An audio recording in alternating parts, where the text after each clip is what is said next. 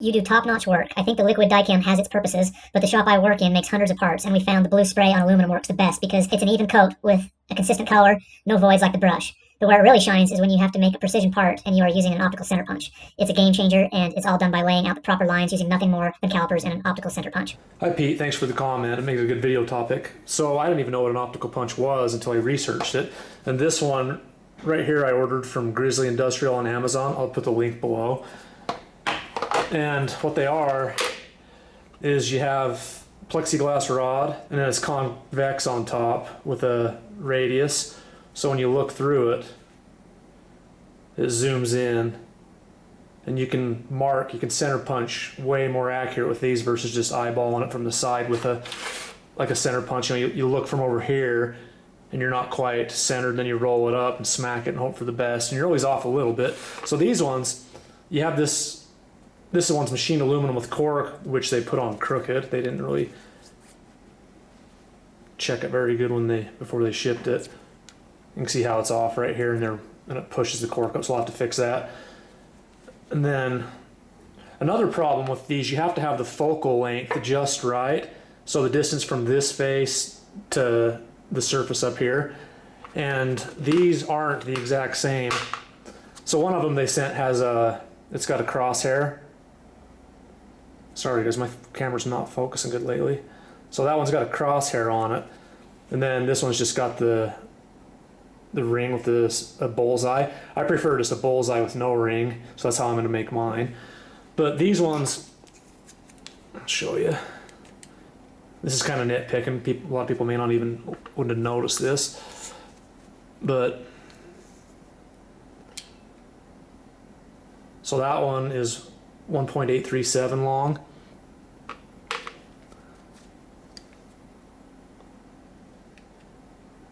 This one's 1.85. That sounds like it's not that much, but that actually makes quite a big difference on how good it focuses. Here, let me zoom in and show you. So for reference, each little tick mark on this ruler on the bottom is 10 thousandths of an inch. And this is an eyelash, and it's about half that. It's about 5 thousandths. And then on the calipers, I'll show you 10 thousandths how thin that is. It's hard to pick up on camera. And these can get you probably down to, I don't know, maybe 5 thousandths accuracy. You see in there how I'm splitting those tick marks right in between them. And this one was the one that had the good focal length, but this other one's slightly, the distance is slightly off on it, so it doesn't focus nearly as good.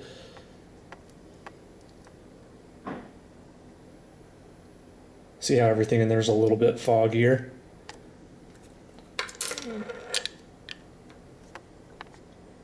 Compared to this other one. See how clear that is in comparison?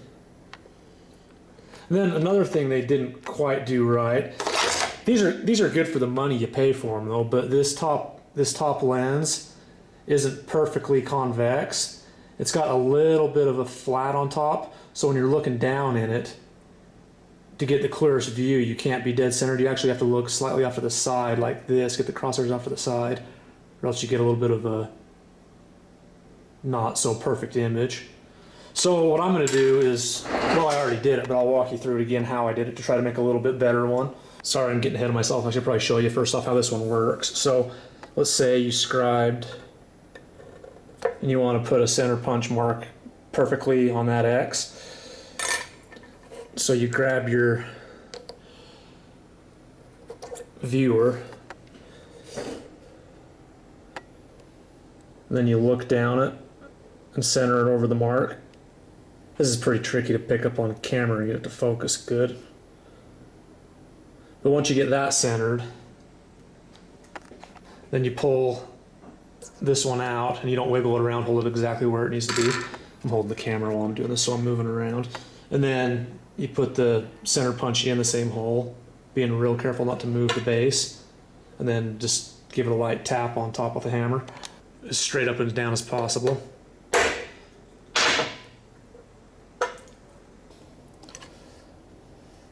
So that, I measured that mark, and as close as I can tell, it's within 2 or 3 thousandths of being dead center. That's about as good as a cheap CNC mill will get you.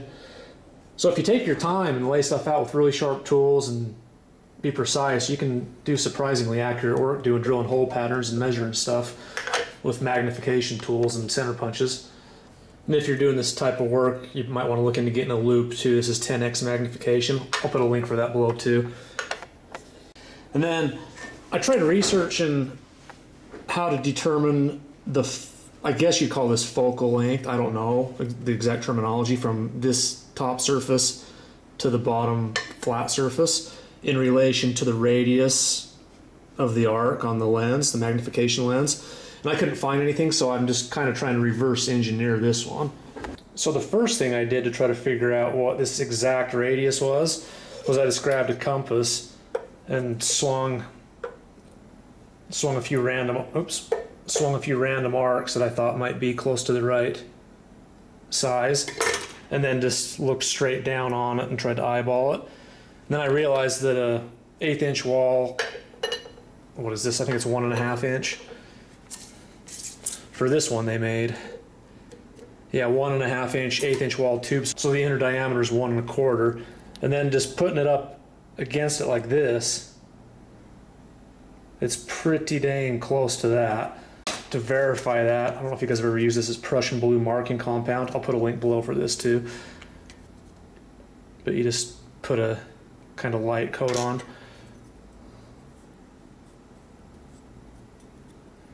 And then we'll put this in here again. And see where it touches. So you can see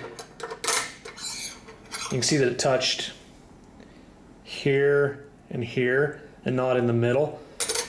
So that means that this radius is bigger than this radius because it's hitting on the edges, but it's pretty dang close. So I used that as a starting point. Okay, so the inside diameter was 1.25. So you divide that by 2 to get your radius. Oops, 1.25 divided by 2. So 0.625. So the radius from the center, 0.625. And then the distance to the surface you're looking at. Measuring a little bit different than the first time we measured, 1.85. Give it a little spin to make sure you're seated good. 1.853.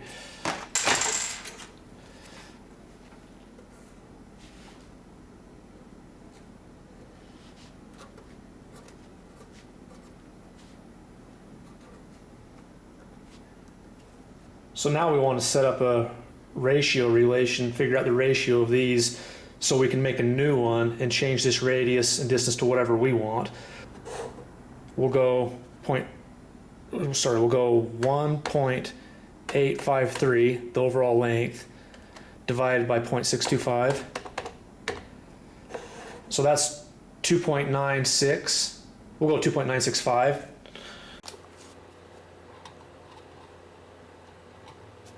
To 1 is the ratio. So we'll remember this ratio and use that for later. So my instinct, which was wrong, was if I made a tighter radius, see how the one I made on the left has a tighter radius on it? And then using that ratio, I found the length and made it shorter. I thought this one might zoom better. It focuses good, but it doesn't zoom any better. If anything, it zooms less. This one that Grizzly made seems like it's about as good as you can get it as far as zoom and clarity with a single lens. But the way I made this was, this is a piece of plastic Delrin. So I put it in the lathe, drilled this big hole, and then milled out a slot so I could put sandpaper in here. Here, I'll show you on the lathe.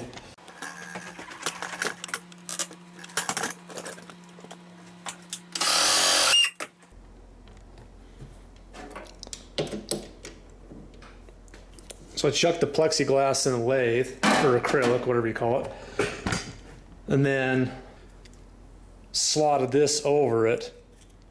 And then you can carefully run this back and forth while the lathe's spinning, and that'll shape your end to the radius that you drilled. And then I started out with 320 grit, and then went up to 1500 grit at slow RPMs, because if you go too fast, this melts and starts screwing up. And then to polish it, you speed it up a little bit, and I use Mother's Billet metal polish with a white Scotch-Brite pad, just lightly rocking back and forth. And then to finish it off, I used a soft paper towel. And this one's a Bounty. It actually kind of does matter. Some paper towels are scratchier than others, and I'm sure some are softer than this. But I put a little bit of billet polish on that and just ran it at a pretty high speed to get your crystal clear surface. And then flip it around and measure with calipers and figure out your exact focal length off of our ratio, so it focuses right when you look at it. You can see my fingerprint in there. Well, you could just a second ago when it was focusing right. But yeah, that first one that I made didn't focus any more clear than this one from Grizzly. And if you look around, so when in the first of the video, I mentioned that the Grizzly one had a little flat face on top that was kind of distorted. The one I made, that's about the only thing about mine that's better, is when you're dead center on it, you don't get that distortion. But other than that, theirs is better. You can see you can rock around and it's nice and clear the whole way through. Whereas the one I made, you kind of get off to the side and everything goes skewampus. And it seems like their zoom is a little bit more than the one I made. So what I'm going to do is I'm just going to go back to their design as close as I can, try to optimize the focal length to make it perfect, and then just make mine with one little precise dot in the dead center instead of the crosshairs. And this radius in this drawn tube isn't precise, so to make it more precise, you could get round bar or Delrin, whatever you wanted out of whatever material, and put it in the lathe and bore this out so it's exactly the exact radius the whole way around. But I think this is going to work good enough for what I'm doing, because I'm going to polish it up afterwards anyways and touch it up. And to get even more accurate, it'd be nice to have collet chucks like the mill has, but I don't have those for my lathe, so we'll just go the typical way.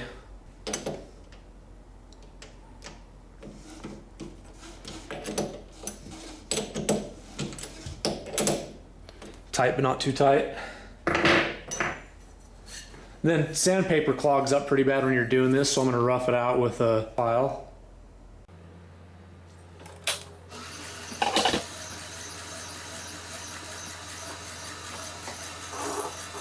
Rough side first.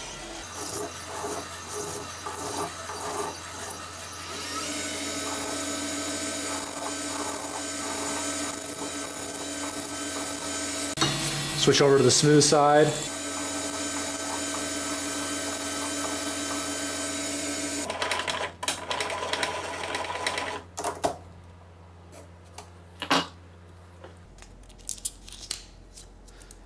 This one's 320 grit. And I'm damned no matter what I do on a lathe. People, the keyboard commando police warriors always comment and tell me I'm doing stuff that's dangerous. And anything's dangerous if you don't know what you're doing, If you don't know how to ride a wheelie on a motorcycle, don't go do that. You'll get hurt too. But so if you don't feel comfortable doing what I'm doing, don't do it. But this is how I do it, because I know where I can and can't put my hands in the loads that are exerted. If you're not familiar with lathe work, this is dangerous to do it this way. I turn the speed down so you're not melting the paper or the acrylic. Get it down a little bit slower. If you don't get this exactly perpendicular, you're going to get like a peak point in the middle, and that's going to distort your view. So you need to get this exactly perpendicular with your workpiece.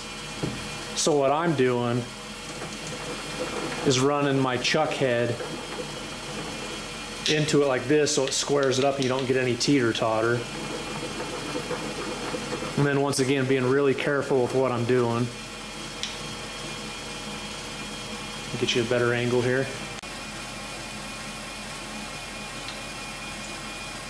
And then I'm feeding my chuck in with my right hand to get it all nice and squared and tight. Going really slow and careful.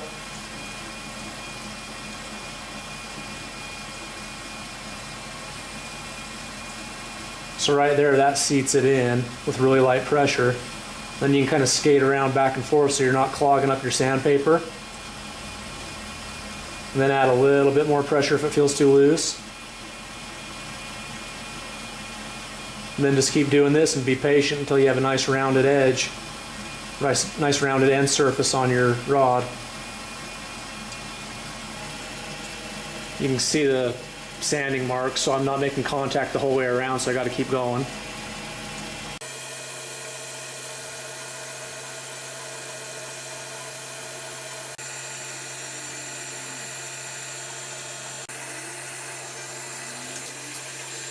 If you were mass producing these, another option would be, like I did here, make a custom cutter with whatever radius you want, clamp it in, and you can just run it in. That'd be the quickest way to do this, but I'm only building one, so I don't want to take the time to do that because I'll never use it again. And you can chuck it in tighter so you have less wobble, but then you risk the danger of being closer to the chuck. So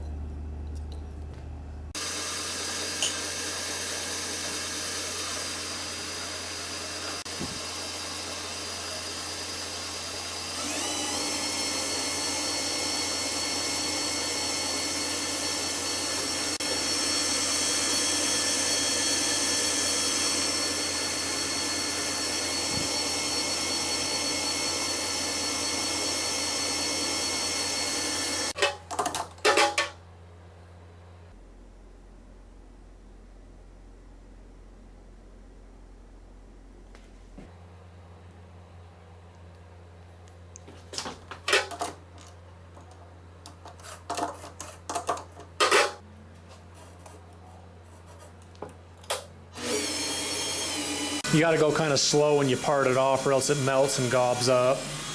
Slow on the RPMs, the spindle speed. And then fairly fast on your feed in pressure.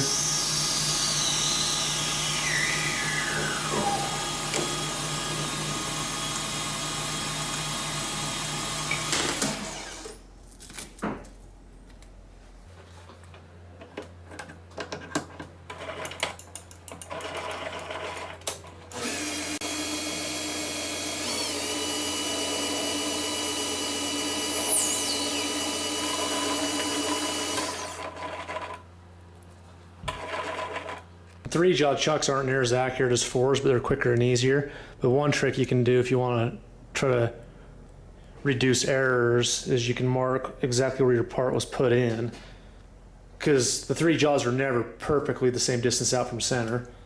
So you can use that as a reference if you got to take parts out and put them back in for whatever reason.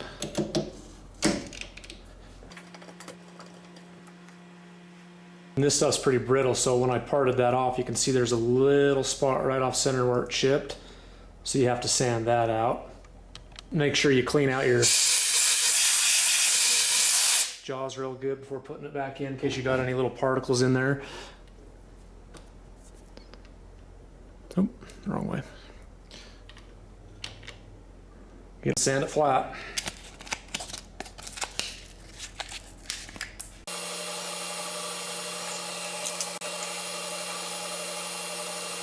Once again, this is how I'm doing it, but it's potentially dangerous, so I don't recommend you do it. A little bit more.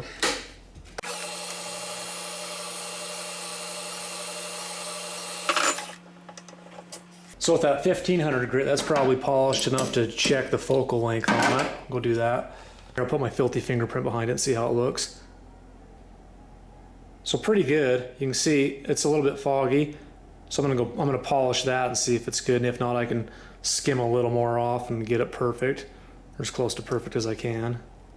And if you're making one of these on your own and you want to put crosshairs in it, you can. Just get a really sharp center punch, put it in the tool holder, make sure it's exactly the right height, and then run it, just barely nick the surface and run it across, then rotate 90 degrees, and then just do it again. But for this one, like I said, I just want a really small bullseye, and that's it.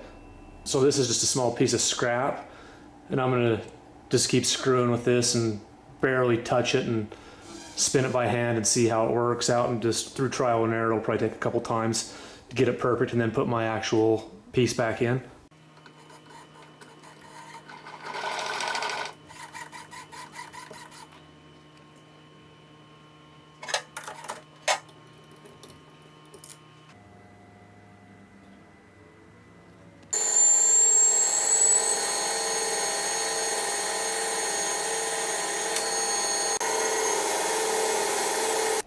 Okay, this is the one from Grizzly, and I screwed around with several different lengths and radiuses on top, and they pretty much have it figured out. This is as good as it gets as far as zoom and focus.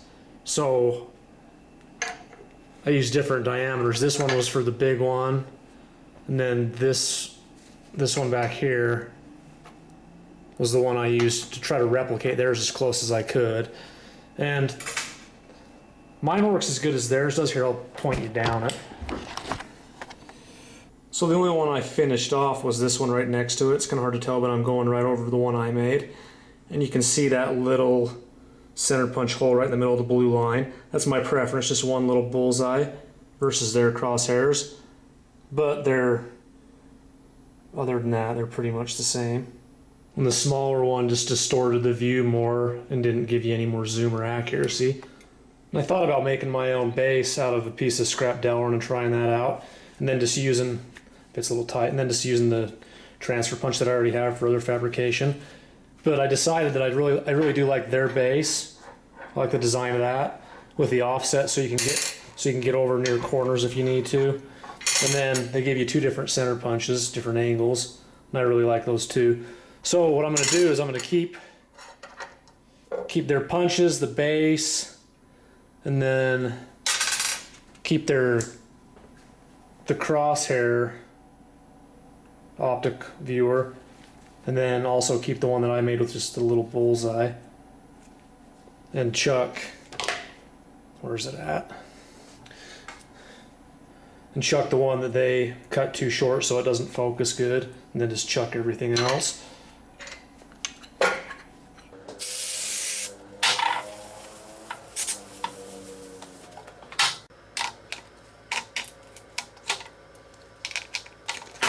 Thanks for watching. On to the next project.